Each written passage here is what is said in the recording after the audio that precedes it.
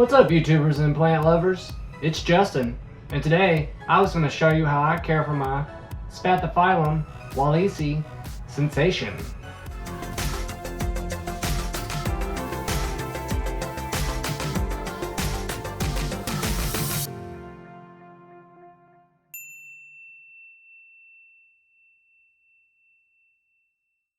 Now, the only common name that I know this beast by is the giant peace lily, but it is extraordinary. I love this plant so much, and this is a baby sensation Spathiphyllum. Although if the house was on fire and I had just enough time to say grab a handful of plants, this would definitely be one of the first plants that I did grab. Perhaps in the future I might do like a top 10 list of if I had to go really quickly what plants I would grab, but this plant would definitely be up there, one of the first plants I did grab. Not just because of its stunning beauty, but it is a monster, and if anyone knows me, you know that I love large plants, especially large plants, large indoor trees, any kind of large plant that you can bring into your home. I just find that amazing that you can do that and they just fit right as rain in your home. But I love how tall this baby Spathiphyllum is. I love its dark, deep, jaded green leaves, and they are ribbed for everyone's pleasure. And they do have deep recessions and grooves down in here that help funnel the water down the center of the leaf into the center of the plant as well. Now, I heard some people say that these deep ridges or lobes actually help kind of grab the sunlight too. I believe it's mainly just for the focus and funneling of water, so that a majority of the water that actually hits the leaf will be funneled down into the center of the plant where the roots can absorb it. But I did want to go ahead and show you how I repot this baby Spathiphyllum. But before I did that, I just wanted to tell you a little bit about the plant and essentially how to care for it. Now, I got a lot of flack in my last video on the Spathiphyllum, the one that I got when my dad died. But a lot of people came for me just because I said that typically peace lilies live for about 3 to 5 years. Now, I know you may have a peace lily that's lived in your family for 10 or 20 years. Go you, that's awesome. I'm glad you can take care of a plant. That's awesome, really. But just like anything else, it's hard to judge how long something or someone will live, even if that someone or something is a plant. But if you are taking care of it and you're keeping it indoors, away from danger, and you're watering it and looking after it and feeding it and giving it sunlight and giving it what it needs in order to survive, your plant will live longer than the allotted time that these people say these plants will live for. So yeah, I will stick to my guns and say peace lilies live for around 3 to 5 years. Do not come for me in the comment section. That is your business. If you think that you disagree with that, that is fine. Get on there and do your own research and let me know if you found anywhere that says that they live a lot longer. And if they do, that is probably because you have it indoors and you are caring for your plant. Just like with anything else, if you care for it and you protect it, it can live longer than expected. Anyways, these plants are from South America. Now, I did do a little bit of research on these guys, and someone said that they are from Asia, like the tropical areas of Asia, although all the research that I found said that they are from the tropical South American kind of rainforest, the humid areas that get a decent amount of light. Although these guys can be epiphytes, they can kind of grow up in trees, but they mainly grow on the ground, but they're well below the canopy line, so they don't get a bunch of sunlight. And they don't need a bunch of sunlight either. And I think that's why these guys are marketed as a low light plant. Now, just because they can tolerate low light doesn't mean that they should get only low light.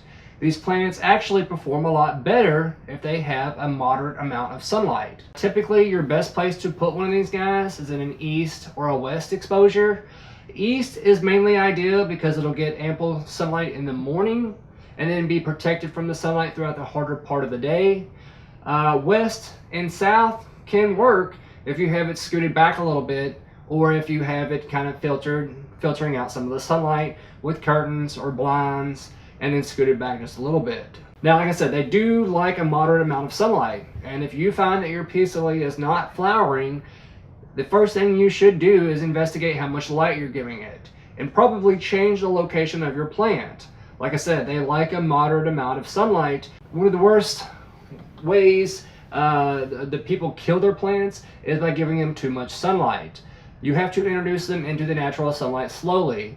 If you just all of a sudden throw them in bright sunlight and leave it there, your plant will be scorched and probably die from that direct sunlight and sunburn. They actually do have to fill out a little bit of a layer, a protective layer all over their stems and leaves to protect them from that harsh sunlight. So when you do put them in a new location, especially one that's a little bit brighter than where they came from, you want to do it slowly. Give them time to build up a base tan before you go on and give them that huge sunburn, because it will kill your plant. But just like us, we have to acclimate to the sun slowly or we can burn. And that it's the same for these plants too. So the first day, maybe give them about 20 to 30 minutes of a little bit of sunlight, scoot them back a little bit, and then go up to about 30 minutes the next day, scoot them back a little bit, and go up in about 10-minute increments. Once you get up to about an hour, your plant should be adequately adjusted to the amount of sunlight that it's receiving. And then you can leave it in there. But like I said, you want to do it slowly, maybe over the course of a week, and then introduce it to its new location and then move it back. Like I said, because if you don't, you will burn your plant up, and it left unchecked, it could kill your plant. Now, in talking about water, you got to be very careful with these guys. There's a lot of misinformation out there as to how much water these guys need. I can't tell you how many people just say, well, your plant will tell you when it's thirsty. It'll start drooping its leaves, and if you don't notice it, it's fine, and then all of a sudden you'll look over and your plant, it looks like someone just let the air out of it and it's totally deflated. Now, you don't ever want to get to that point, because once you get to that point, damage is already occurring on the inside of your plant. Ideally, you want to kind of pay attention. Now, I can pick my plants up and tell, okay, he was just recently watered. His plant base root ball mass is fairly heavy. But once I do pick him up in a couple of days, I will be able to tell it's a lot lighter and he does need more water. Typically with plants that aren't as active as showing how much water they need as a peace lily, I write that down so that I know about when I should water them. Now, in the growing season, it's not uncommon for me to water my peace lily every other day, but ideally in the growing season, your plant is going to be indoors, but indoors you will be watering a little bit less than if your plant was outdoors.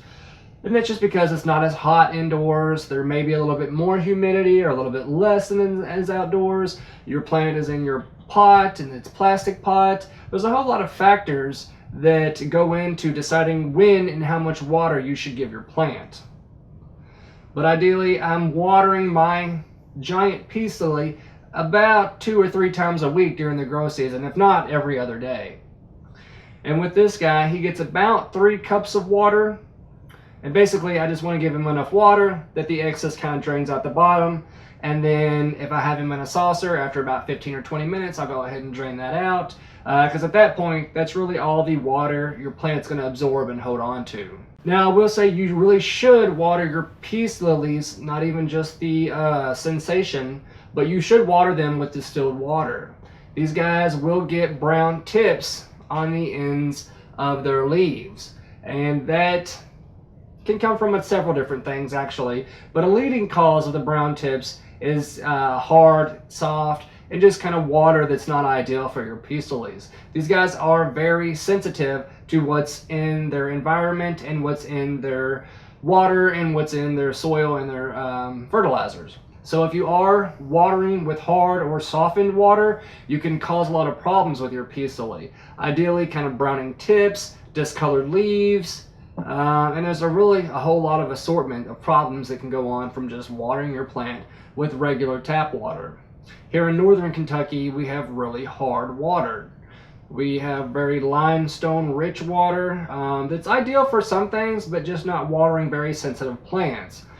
So without fail, I always water my peace lily with distilled water or some reverse osmosis water. Now, I know reverse osmosis and distilled water is a little bit more expensive, but if you do have your ideal plants and your sensitive plants, the ones that you really care for and can afford to water, you should go ahead and give them a little bit of distilled water. Now, some people will say that distilled water is not ideal for your plants, and that's okay. You can debate me on that all you want. I look forward to that in the comment section. But ideally, a lot of people would say that there's not the ideal nutrients and minerals and everything else that your other waters have, that distilled water doesn't have. And especially if you're a human or an animal, it doesn't taste the best to drink distilled water. But there are some other reasons why growers think that you probably shouldn't. Although I've always watered all my peace lilies and my orchids and some of my more sensitive bonsai trees with distilled water, and they respond to it awesomely. They really do love it. Now, in talking about water, I also want to talk about humidity. Like I said, these are tropical plants. They do love their humidity. They come from the rainforests and the jungles of the tropical South Americas, so they are used to a decent amount of humidity. Now again, they're very forgiving plants. They can tolerate lower levels of humidity, but you shouldn't give them lower levels of humidity all the time.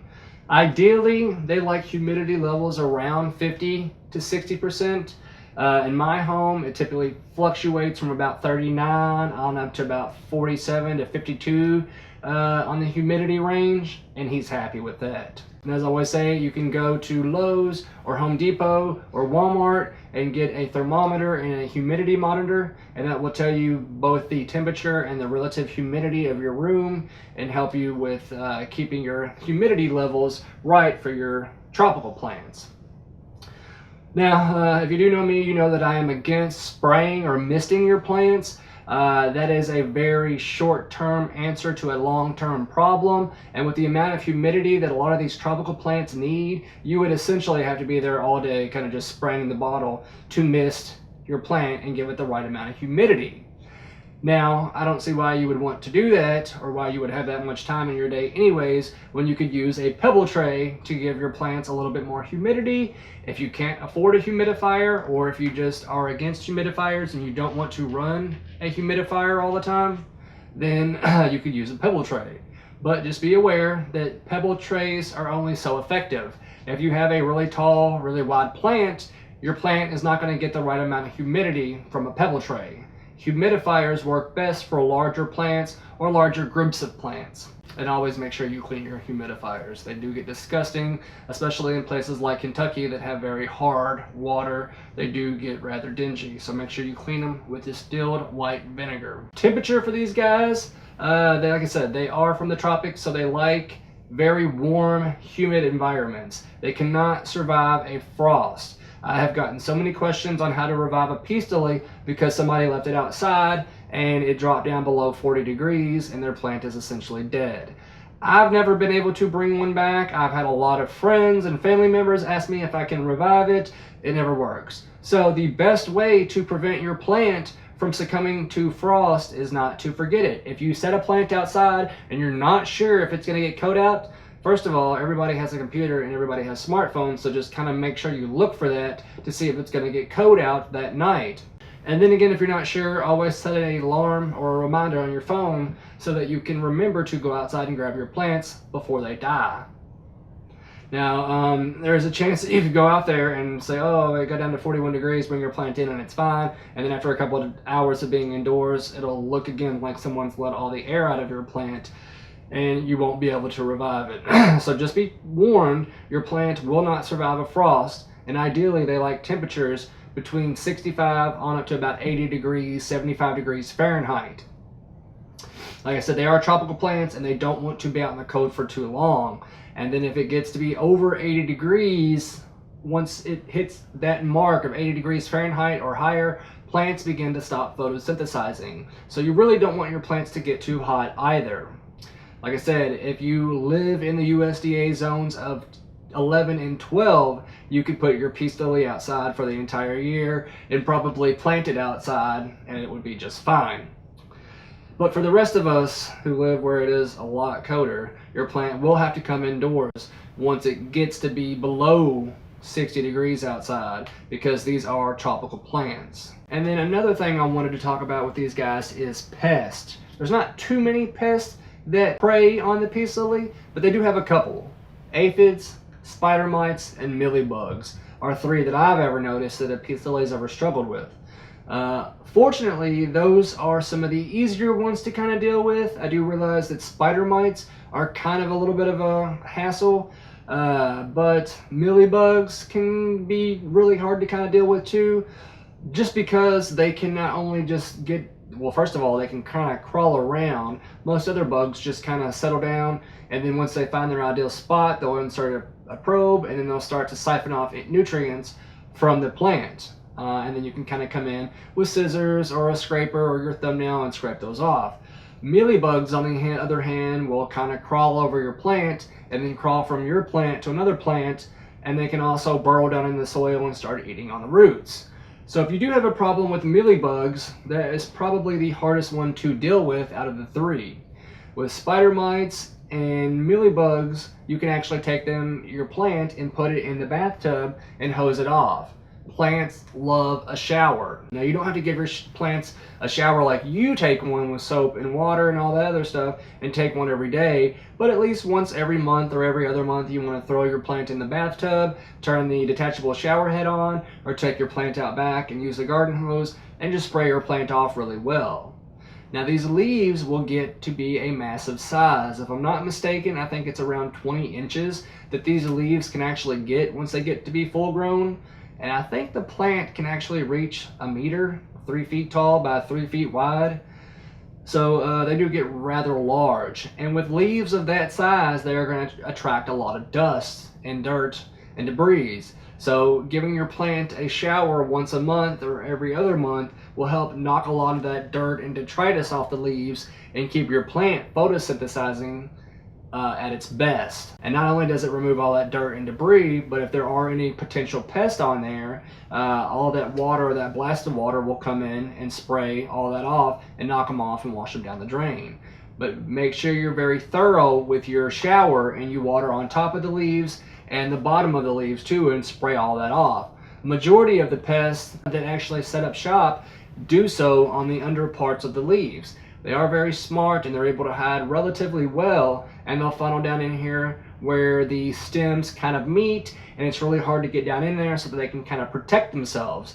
But a blast of water down in there and underneath and over top of the leaves will actually help your plant out really well. The only kind of disease I know your plant or your Spathiphyllum can fall victim to is root rot. Like I said, these guys like a lot of water, so it is easy to overwater them. But I don't think I've ever done one with a peace lily, though it does happen. So just make sure you're giving them water, but you're not giving them too much water. There is a fine line, as I always say, and if you're giving your plant an ideal amount of humidity, then you shouldn't have to water it as much, but you do kind of want to pay attention. Ideally, they say that you do want to kind of check the soil, and I lift it up, and if I feel like it's heavy, I'll wait a while. But if you stick your finger down into the first knuckle and it all feels dry and stuff is not sticking to your finger, it all just kind of falls off, it's probably time to go ahead and rewater your Spathiphyllum. Now, I do know that nowadays it is hard to kind of figure out how much light to give a plant, let alone a tropical plant. So there have been some advancements over the past decade with grow lights. They are very cost effective to run, and they're not very expensive to purchase either. So if you find that your plants aren't getting enough light, you should get on Amazon and look up full spectrum LED grow lights. If you want to see the kinds that I use, they are available in the description box to see what I use on my tropical plants and my orchids and some of my bonsais. But you can get on Amazon and find some that will fit your lifestyle and your plant's lifestyle. Some of these larger ones need larger grow lights, but some of these smaller ones can take smaller grow lights that will actually feed or look after about 10 or so plants. But I do supplement my Spathiphyllum with some LED grow lights, and he seems pretty happy with all that.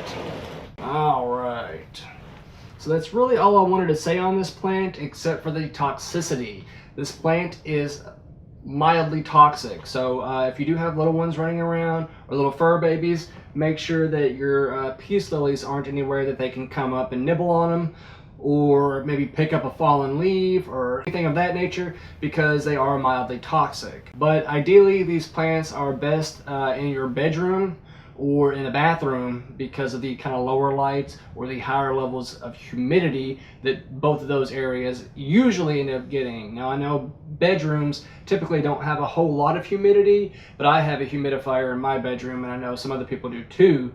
But ideally you could put one of these in your bedroom or your bathroom, just because peace lilies are great at filtering out the toxins in air, or in the air. Now I know you all have heard of that study done by NASA that talks about the top 10 plants that are best for filtering out toxins in the air. The peace lily was actually on there and was one of the better performers at filtering out all the toxins that they had listed. I believe the Spathiphyllum actually did all of them, and if I'm not mistaken, I think the lady palm did too. But this is a great plant to have, not just because it's exceptionally easy to care for, but this plant will actually care for you too and kind of filter out a lot of the toxins in your air.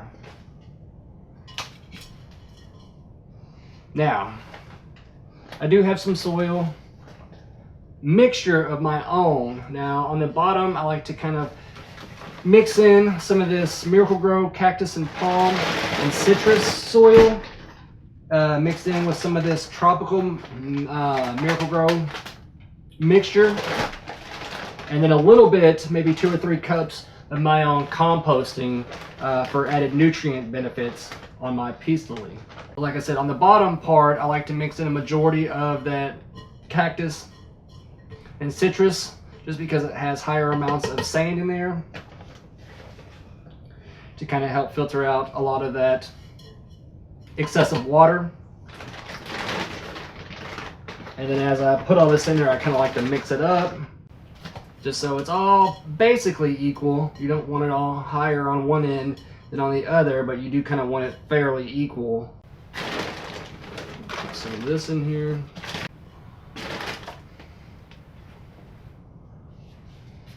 And then I will go ahead and loosen up the root mass. Kind of squeeze it out a little bit. And a lot of this soil is still relatively new, so I'm not going to go ahead and flush a bunch of that out, just because it is still kind of beneficial to the plant and it is fairly healthy. Now, be aware, your peace lilies love to be fairly root bound or pot bound.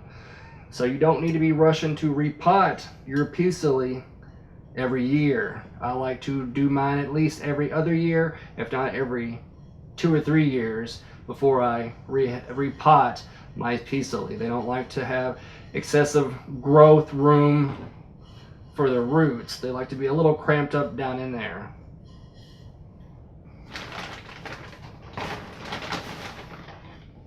And then one other piece of information that I did want to tell you, that I did say in my other video that I don't think people took too well, was Spathiphyllums are not very heavy feeders. You don't need to be feeding your peace lily every month or every couple of weeks. A lot of people, when I did my research, say that you can dilute yours back quite a bit and then feed it every 2 weeks. That is way too much. Your plant, your Spathiphyllums, aren't heavy feeders. They don't process a lot of nutrients very fast, and even if you are diluting it back a bunch, you run the risk of burning out your plant and burning out the roots, and then consequently killing your plant.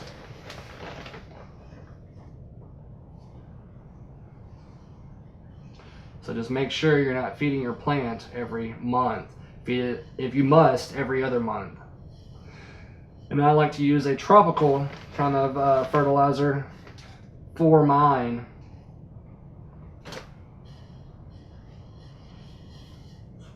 But if you are in a pinch, you can use a reputable liquid fertilizer on your peace lily as well. But like I said, dilute it back by about half and then feed it about every other month.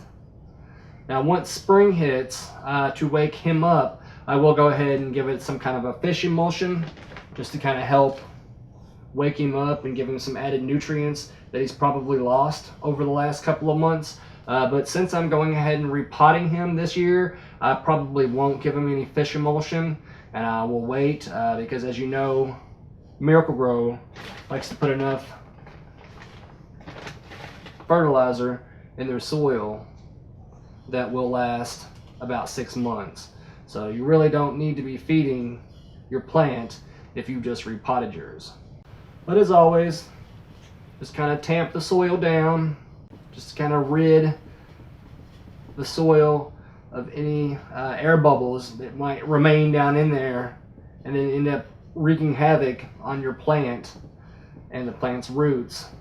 So they always say to tamp the soil down and then water your plant after you've repotted it to remove any other air bubbles that may remain around your plant's roots.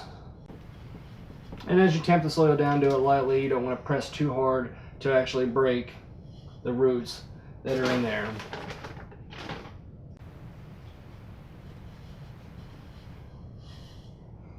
Alright. Now, the only thing I have left to do is water my peace lily.